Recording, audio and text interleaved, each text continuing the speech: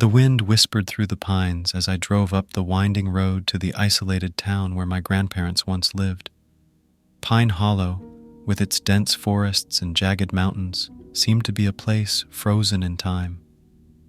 The houses, built decades ago, stood like silent sentinels, their windows like eyes, watching every move I made. The town was a far cry from the bustling city life I had known, but I needed this escape. After the chaos that had engulfed my life, Pine Hollow felt like a sanctuary, or so I thought. My name is Alex Thompson. A young journalist by trade, I found myself back in Pine Hollow not out of nostalgia, but out of necessity. The city had become a place of nightmares, each day blending into the next, filled with memories I wished to forget. Personal trauma had taken its toll, and the small, secluded town offered the promise of solace and perhaps a chance to reconnect with my roots. The town had changed little since I last visited as a child. The streets were still lined with towering trees, their branches forming a canopy that seemed to shield the town from the outside world. The local diner, the old church, and the general store all stood as they had years ago.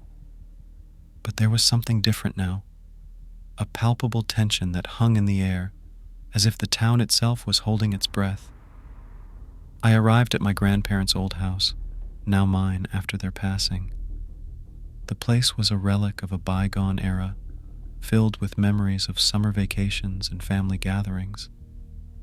It was comforting, in a way, to be surrounded by those memories, even though they felt like they belonged to a different lifetime. As I settled in, I couldn't help but think about Lisa. Lisa and I had been inseparable as children, our summers filled with adventures in the woods and laughter that echoed through the trees. But Lisa had stayed in Pine Hollow while I had left for the city. We had lost touch over the years, our lives taking different paths. It was on my second day in town when I heard the news. I was at the diner sipping on a cup of coffee when I overheard the waitress talking to a customer about a body that had been found. The details were vague, but the mention of a face missing made my stomach turn. The name that followed froze me in my seat. Lisa. Lisa had disappeared a few weeks ago, and now her body had been found in the woods, her face gone, as if it had been erased. The news hit me like a punch to the gut. The Lisa I remembered was vibrant and full of life, not the lifeless body they described. I felt a mix of horror and sadness, but more than that, a burning need to understand what had happened. Later that day, I visited the town's library, hoping to find some answers. It was there I reconnected with Sarah, the local librarian and an old friend. Sarah had always been the bookish type, her nose perpetually buried in some dusty tome. We had spent hours together in the library as kids, her knowledge of the town's history and folklore unrivaled. "Alex, I can't believe you're back," she said, her eyes widening in surprise as I walked in. "It's been so long." "Yeah, it has," I replied, offering a weak smile. "I heard about Lisa. I can't believe it." Sarah's expression darkened. "It's terrible. There's been so much fear and speculation. The town hasn't seen anything like this in years." "Do you know anything about what happened?" I asked, desperation creeping into my voice. She hesitated, glancing around to make sure we were alone. "There's been talk, Alex. Dark stories and old folklore. People are saying it's the work of the Faceless One." "The Faceless One?" I echoed, the name sending a chill down my spine. Sarah nodded, her voice dropping to a whisper. "It's an old legend. They say he comes from the forest, taking people and leaving their bodies without faces. It's just a story, of course, but with everything that's happened." I felt a mix of skepticism and intrigue. The rational part of me wanted to dismiss it as superstition, but something about the way Sarah spoke made it hard to ignore. "I need to find out what really happened," I said, determination settling over me. "Be careful, Alex," Sarah warned. "This town has secrets, dark ones."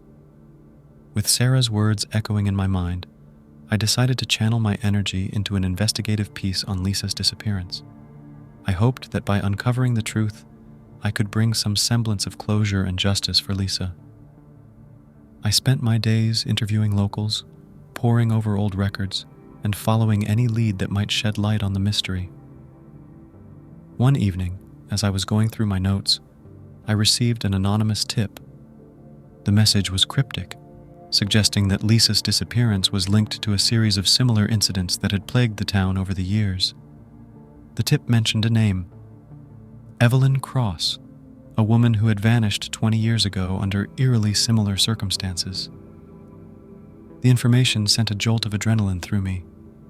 If there was a pattern, then Lisa's death was no isolated incident. I felt a renewed sense of urgency, knowing that I was on the cusp of uncovering something far darker than I had imagined. But the deeper I delved, the more the shadows of Pine Hollow seemed to close in around me. As night fell, the forest outside my window seemed to come alive, the trees whispering secrets I was desperate to uncover. I couldn't shake the feeling that I was being watched, that the town's dark history was not just a series of old stories, but a living, breathing presence that had been waiting for me to return. And so, with the weight of Lisa's death and the looming presence of the Faceless One, I pressed on, determined to unearth the truth, no matter the cost. Days in Pine Hollow were filled with a lingering sense of dread, and nights were worse. The unease that had taken hold of the town seemed to thicken with each passing day. My investigation into Lisa's disappearance had consumed me, driving me to revisit places tied to our shared past and the dark history of the town. I was on edge, haunted by Sarah's whispered tales of the Faceless One. Ominous signs began to crop up everywhere. I would catch glimpses of shadowy figures out of the corner of my eye, only for them to vanish when I turned to look. Unexplained sounds echoed in the woods at night, branches snapping, footsteps crunching on dried leaves. Distant, unearthly whispers that sent chills down my spine. Pine Hollow was no longer just an isolated town.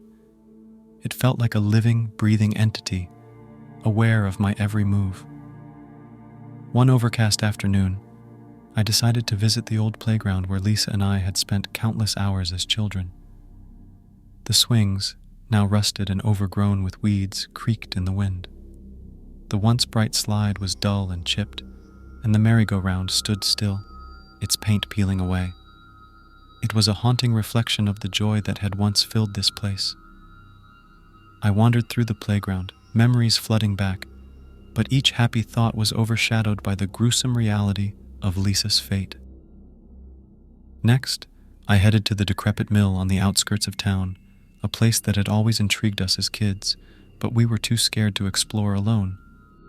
The mill, long abandoned, loomed like a dark sentinel, its windows shattered and the roof partially caved in.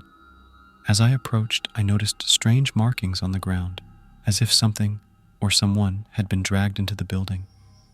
I hesitated at the entrance, the air around me growing colder. Gathering my courage, I stepped inside. The interior was damp and smelled of rot. Rusted machinery lay scattered about, and the floor was littered with debris. As I ventured deeper, I couldn't shake the feeling that I was being watched. Suddenly, a noise behind me made my heart leap into my throat. I spun around, and there, standing in the dim light filtering through the broken windows, was a figure. It was tall and gaunt, its face shrouded in darkness. My breath caught as I realized I was looking at the Faceless One. The stories were true, every horrible detail. Paralyzed by fear, I stood rooted to the spot. The creature moved closer, its presence radiating malevolence.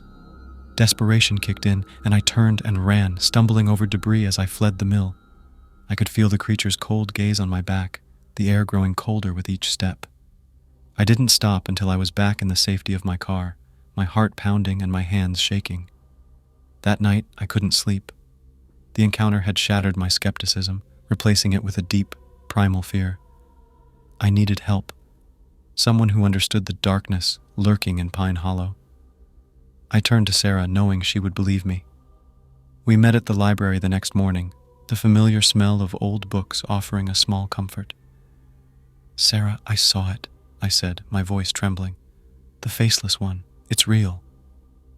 Her eyes widened in shock, but she quickly composed herself. We need to talk to Mark. Mark Donovan was a retired detective and an old family friend. He had been close to my grandparents and had a reputation for being tough and relentless. If anyone could help us, it was him. We drove to his house, a modest home on the edge of town. He answered the door, his gruff demeanor softening when he saw us. "Alex, Sarah, what brings you here?" he asked, his sharp eyes studying us. "We need your help, Mark," Sarah said. "It's about Lisa and the Faceless one." He frowned, his face darkening. "Come in." We sat in his living room, the weight of our discovery hanging heavily in the air. I recounted my encounter at the mill, the fear evident in my voice. Mark listened intently, his expression grim. "I've heard the stories," he said slowly, "but I never believed them. If what you're saying is true, then we're dealing with something far worse than I imagined." We spent the next few hours piecing together what we knew. Mark had worked on several missing persons cases over the years, some of which bore eerie similarities to Lisa's disappearance. The more we dug, the clearer it became that the Faceless one was no mere legend. The town's dark history was real, and we were in the middle of it. Driven by our personal connections to the victims, we formed an uneasy alliance. Sarah's knowledge of folklore, Mark's investigative skills, and my determination to uncover the truth made us a formidable team. We decided to start by looking into old records and personal accounts, hoping to find a pattern that could lead us to the creature. One evening, as we sifted through stacks of dusty journals and forgotten records in the library's basement, we stumbled upon a chilling clue. It was an old journal, its pages yellowed with age and filled with spidery handwriting. The entries detailed sightings of the Faceless one and its victims, stories that spanned decades. As we read through the journal, a name caught our attention: Evelyn Cross. She was the woman who had vanished 20 years ago, the same one mentioned in the anonymous tip. But what made our blood run cold was the final entry. It spoke of a child, taken in the dead of night, whose body was found without a face. The child was Mark's younger sister. The revelation hit Mark hard. He had never known the true circumstances of his sister's death, believing it to be a tragic accident. Now, faced with the horrifying truth, his resolve hardened. "We need to end this," he said, his voice filled with determination. "No more deaths." With the journal in hand, we felt both a sense of dread and a newfound purpose. The Faceless one was more than just a shadowy figure. It was a monster that had plagued Pine Hollow for generations. Now it wasn't all about stopping evil. Now it is about surviving. The air in Pine Hollow grew colder, the sense of impending doom deepening with each passing day. Our trio, Sarah, Mark, and I, had become inseparable, driven by a shared goal to uncover the truth behind the Faceless one and to stop the terror it had unleashed upon our town. The discovery of Mark's sister's fate had solidified our resolve, turning our investigation into a personal crusade. We spent hours poring over town archives, old newspapers, personal diaries, and forgotten letters, piecing together the dark history of Pine Hollow. The library's basement became our command center, its dim light and musty scent a constant reminder of the weight of our mission. Sarah, with her deep knowledge of folklore, was our guide through the labyrinth of old texts and local legends. One particularly damp morning, we uncovered a series of old letters hidden in the back of a dusty filing cabinet. They were written by a woman named Margaret Hale, who had lived in Pine Hollow in the early 1900s. Her letters spoke of strange occurrences and sightings of a faceless figure, a creature that had haunted the town for generations. Margaret's accounts were chillingly detailed, describing how the Faceless one would appear before a tragedy, its presence an omen of death. Margaret's final letter was the most disturbing. She wrote of her son's disappearance, how he had been taken from their home in the dead of night. She described finding cryptic symbols carved into the wooden beams of their house, symbols that matched those we had seen in the old mill. The letter ended abruptly, leaving us to wonder about Margaret's fate. As we delved deeper, we discovered that the Faceless One's victims were not random. There was a pattern, a sinister logic to its attacks. The disappearances occurred on specific dates, aligned with certain phases of the moon and locations within Pine Hollow that seemed to hold a particular significance. The old mill, the playground, even my grandparents' house, all places connected by a dark thread woven through the town's history. But as we uncovered these patterns, the Faceless One began to target me directly. It started with small things, cryptic messages scratched into the wood of my front door, symbols drawn in the dirt outside my window. At first, I thought I was imagining things, my mind playing tricks on me. But as the signs grew more frequent and more personal, I couldn't deny that the creature was singling me out. One night, I returned home to find a message scrawled in red across my living room wall. Leave or suffer. The words sent a chill down my spine, the threat clear and immediate. I felt a cold dread settle over me, but beneath it, a burning determination. I would not be driven away. I would not let fear control me. As I stood there staring at the message, memories of my childhood in Pine Hollow flooded back. This was my home, my past. I owed it to Lisa, to Mark's sister, and to all the victims to see this through. I couldn't walk away, not now. The next morning, I shared the latest developments with Sarah and Mark. Mark's face darkened as I described the messages and symbols. It's trying to intimidate you, Alex, to make you leave before you get too close. I'm not going anywhere, I replied, my voice steady. We're getting closer. I can feel it. Mark nodded, a look of determination in his eyes. We need to find out why it's targeting you specifically. There's something it doesn't want you to uncover. As we continued our investigation, Mark's past trauma began to resurface. The pain of losing his sister, the guilt he had carried for years, became a driving force. He had spent his entire career as a detective searching for answers, but now he was closer than ever. His vendetta against the creature was personal, fueled by a desire for justice and revenge. Sarah, too, was deeply invested. Her connection to the town's history and her friendship with Lisa made this quest deeply personal. She spent hours cross-referencing old texts, searching for anything that could help us understand the creature and how to stop it. One afternoon, as we sifted through yet another pile of old documents, Sarah let out a gasp. I found something, she said, her voice trembling with excitement. We gathered around her as she showed us an old journal, its leather cover worn and fragile. The journal belonged to a man named Jonathan Hale, a distant relative of Margaret Hale. His entries were filled with descriptions of the Faceless One, detailed accounts of its appearances, and the rituals he believed could protect against it.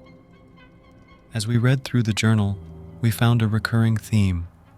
The creature's power was tied to specific dates and locations within Pine Hollow. Jonathan had mapped out the places where the Faceless One had appeared, noting the phases of the moon and the alignment of the stars.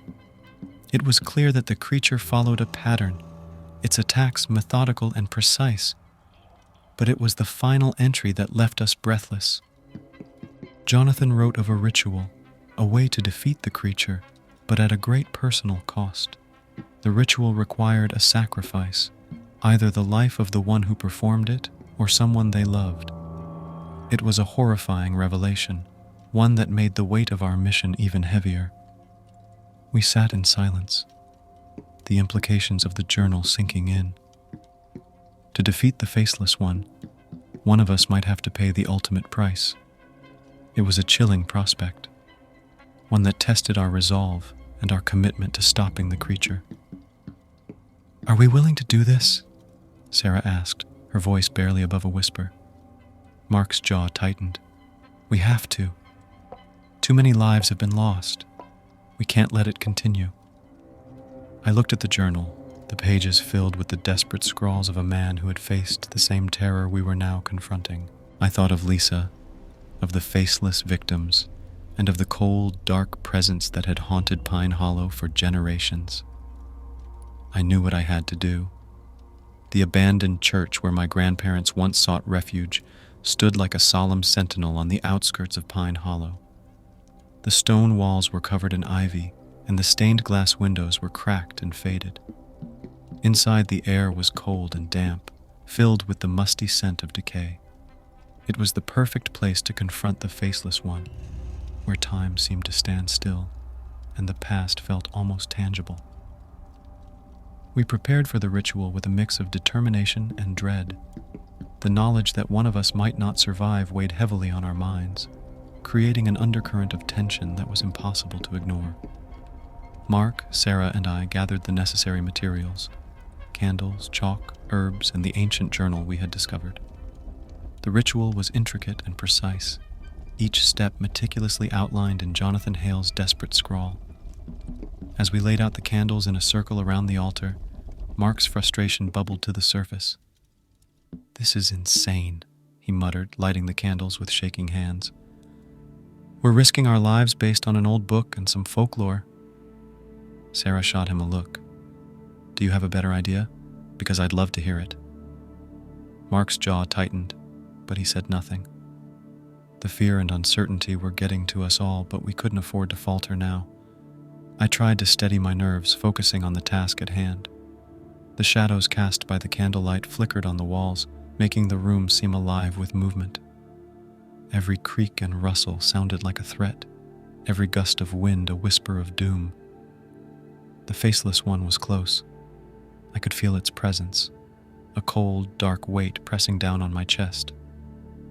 We gathered around the altar, the ancient journal open before us. The final steps of the ritual required utmost precision and coordination. We had avoided discussing the possibility of failure, but now there was no escaping the reality. "We need to focus," I said, breaking the heavy silence. "No mistakes." Sarah looked at me, her eyes filled with determination. "We can do this." Mark's jaw clenched, but he nodded. "Let's get this over with." Sarah's face was pale but resolute. She took a deep breath, her eyes locking onto mine. "Alex, there's something you need to know before we start." I stared at her, stunned. "What is it?" Sarah took a deep breath, her eyes locking onto mine. "Do you remember the night you got lost in the woods when we were kids? The night you saw something that terrified you?" The memory flashed in my mind, getting lost in the dark, hearing strange noises, and then seeing a shadowy figure. I had never been able to shake the fear that night had instilled in me. "I saw the Faceless One," Sarah continued. "It was coming for you. I've been keeping it at bay ever since, using what little I knew about the old protections. That's why it's targeting you now. It knows you're close to finding out how to stop it." Her words hit me like a punch to the gut. All this time, she had been my guardian, my protector, and I hadn't even known. The emotional stakes skyrocketed, making the thought of losing her unbearable. "No," I said firmly. "You've done enough. I won't let you put yourself in danger for me." Sarah's eyes softened, but she remained resolute. "We don't have time to argue, Alex. This is the only way." Before I could protest further, Mark stepped forward. "We need to perform the ritual now. The longer we wait, the stronger it gets." With a heavy heart, I nodded. We began the chant, our voices echoing in the hollow space of the church. The air grew colder, the shadows darker. The Faceless One was drawing closer, its presence a tangible weight. As the chant reached its climax, Sarah stepped into the center of the circle holding a small, ornate knife. The ritual called for a symbolic blood sacrifice, a token gesture to signify our commitment. She made a small cut on her palm, letting the blood drip onto the altar. The reaction was immediate. The air crackled with energy, the shadows around us writhing as if in pain. The Faceless One appeared at the edge of the circle, its faceless head turning toward us. The sight of it filled me with a cold dread, but also a fierce determination. We continued the chant, the words growing louder and more desperate. The creature moved closer, its form shifting and pulsing with dark energy. I could feel its malevolent gaze, a pressure that threatened to crush our resolve. Suddenly, a loud crash echoed through the church as one of the old pews toppled over. Mark faltered, his voice shaking. "Stay focused," Sarah urged, her eyes never leaving the dark figure. As we reached the final part of the ritual, the creature lunged at Sarah. Without thinking, I stepped forward, trying to shield her. The Faceless One's grip was cold and unyielding, pain shooting through my body as it tightened around me. I struggled to break free, but the creature's hold was too strong. With a final, desperate effort, Sarah completed the ritual, her voice ringing out in the darkness. The creature recoiled, its form dissipating into the shadows. I collapsed to the ground, gasping for breath, the pain overwhelming. For a moment, I thought we had succeeded. The oppressive weight in the air lifted, and the church seemed to breathe a sigh of relief. But as I tried to stand, a searing pain shot through my body. The Faceless One reappeared, more menacing than ever. It had not been defeated. It had merely been enraged. The creature lunged at me with a newfound fury. I felt its icy grip tighten around my throat, and the world started to fade. My vision blurred, and I could barely make out Mark struggling to fend off the creature. His shouts were muffled, and I was losing consciousness. In my last moments of awareness, I saw Sarah. She had been thrown across the church, and her limp form was barely visible in the darkness. The Faceless One's malevolent presence filled the room, and I knew we were losing. The ritual had gone wrong, and the price was higher than any of us could have imagined. I was left gravely injured, the life draining from me as the creature's grip tightened. As the darkness closed in, the last thing I saw was Sarah's still body being dragged away by the creature, disappearing into the shadows. The night was filled with the echoes of our defeat, and as consciousness slipped away, the only thought in my mind was the desperate hope that somehow we could still find a way to stop the Faceless One and bring Sarah back. I woke up to the familiar, comforting scent of my grandparents' old house, a mixture of aged wood and dried herbs. The memories of childhood summers spent here rushed back, a stark contrast to the harrowing reality that now surrounded me. Pain lanced through my body as I tried to sit up, the events of the failed ritual coming back in a flood. The Faceless One had taken Sarah. The thought was unbearable, a gnawing ache in my chest that matched the physical pain. Mark was sitting by my side, his face drawn and weary. "You're awake?" he said, relief evident in his voice. "Sarah," I croaked, my throat dry and sore. Mark's expression darkened. "She's gone, Alex. The creature took her."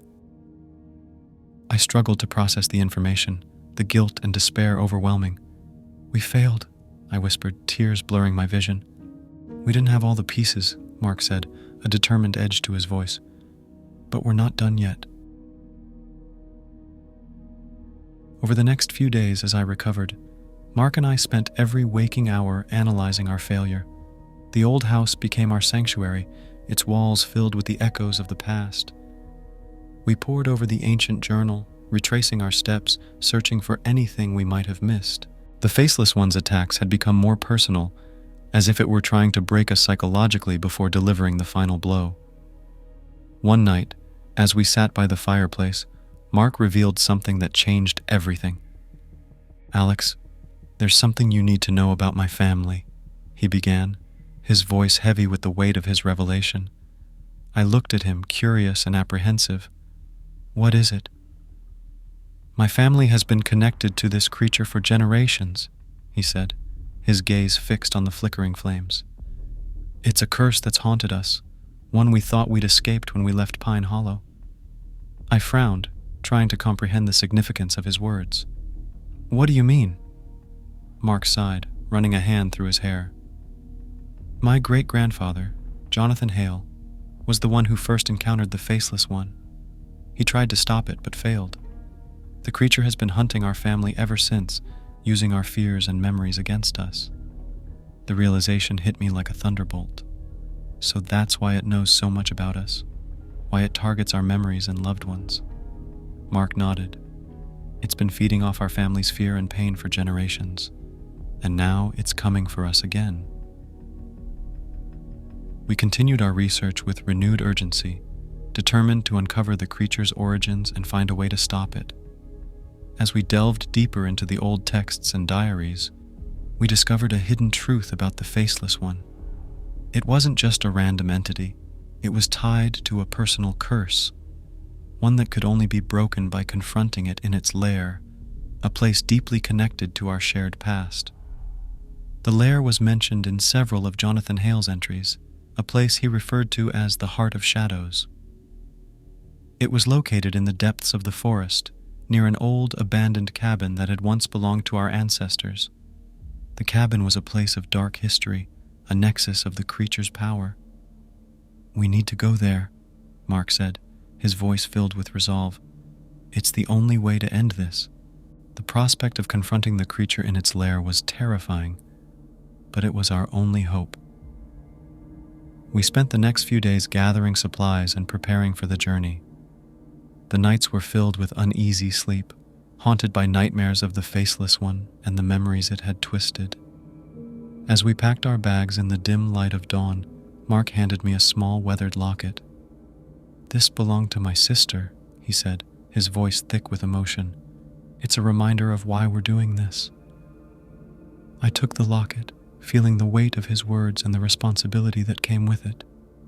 We were not just fighting for ourselves, but for all those who had been taken by the creature, for the generations of our families who had suffered under its curse. We set off into the forest, the path to the Heart of Shadows fraught with danger and uncertainty. The trees loomed overhead, their branches like skeletal fingers reaching out to ensnare us.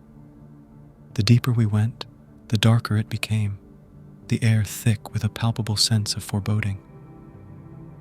As we neared the old cabin, the memories of our shared past came rushing back.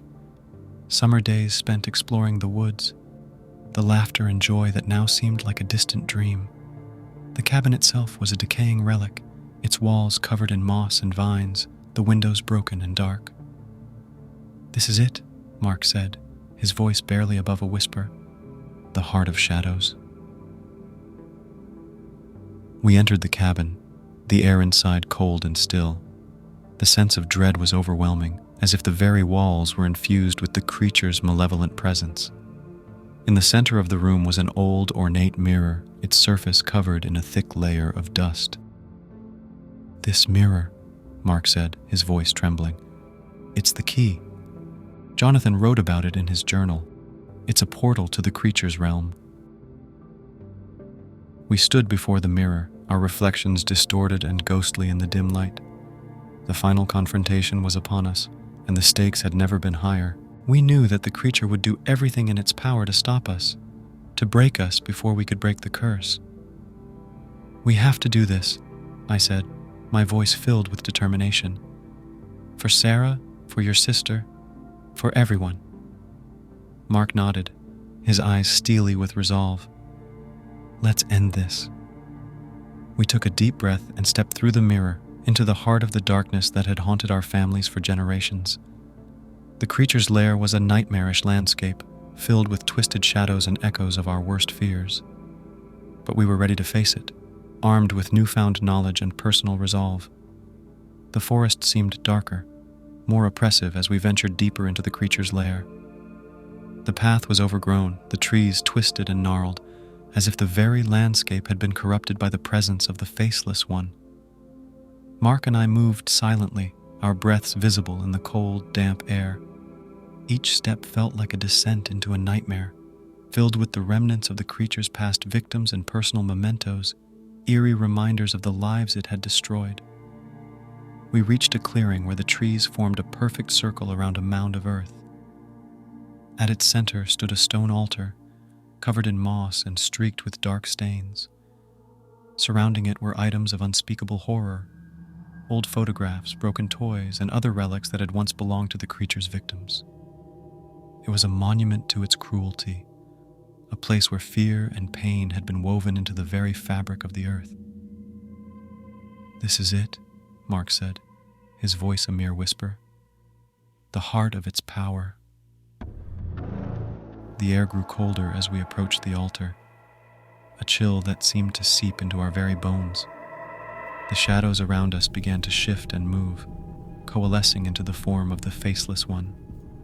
It stood before us, a dark, towering figure, its presence radiating malevolence. Mark and I exchanged a glance, steeling ourselves for what was to come. The creature's attacks had become more personal. targeting our memories and loved ones, trying to break us down mentally before the physical confrontation. We knew this was our final chance, and failure was not an option. The Faceless One lunged at us with a speed and ferocity that took my breath away.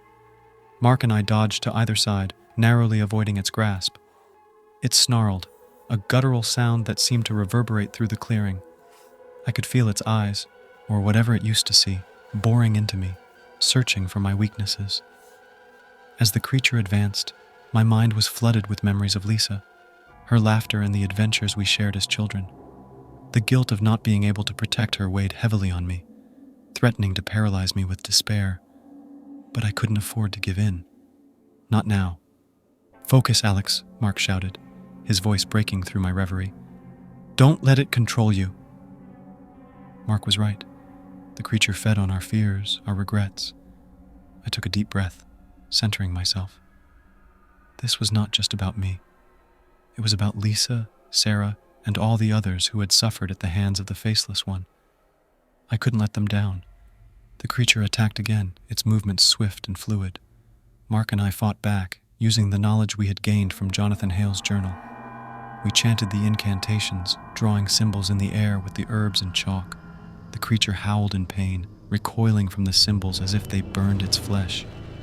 But it was strong, stronger than we had anticipated.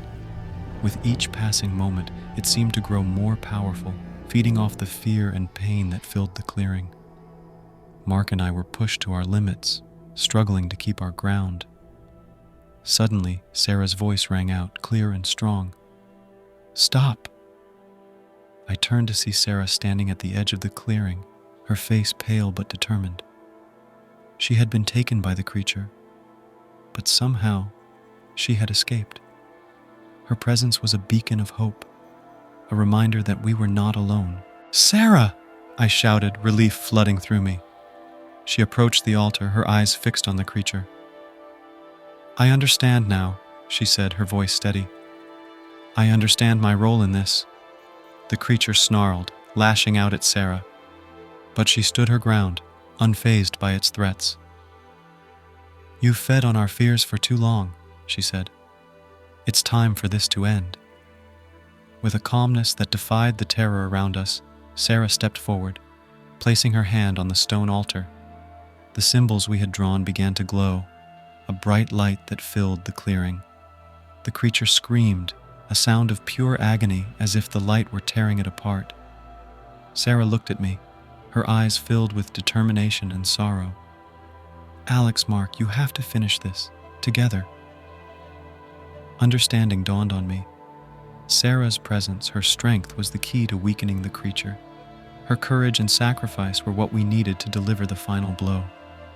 Mark and I joined hands, chanting the final incantation. The light from the symbols grew brighter, enveloping the creature in a blinding radiance. The Faceless One writhed and twisted, its form disintegrating in the light. With a final, desperate howl, the creature exploded into a cloud of darkness, which dissipated into the air. The oppressive weight lifted, and for the first time in what felt like forever, the forest was silent. We had done it. The creature was defeated, the personal curse lifted. But the victory came at a steep cost. Sarah had given everything to make this possible, and now she was gone. As the first light of dawn broke through the trees, Mark and I stood in the clearing, exhausted but victorious. We gathered the remnants of the ritual, taking care to preserve the symbols and relics that had helped us in our fight. Back at my grandparents' house, I sat down to write the final piece on the events that had transpired. The words flowed easily, each sentence a tribute to Sarah, Lisa, and all those who had suffered because of the Faceless One. I dedicated the piece to Sarah's memory, hoping it would help the town heal and move forward. The town of Pine Hollow began to heal, its residents slowly reclaiming their lives from the shadows that had haunted them for so long. There was a sense of peace, a new beginning that was both hopeful and bittersweet. For me, life would never be the same. The events had changed me, leaving scars that would never fully heal, but I found solace in knowing that I had honored Lisa and Sarah's memories.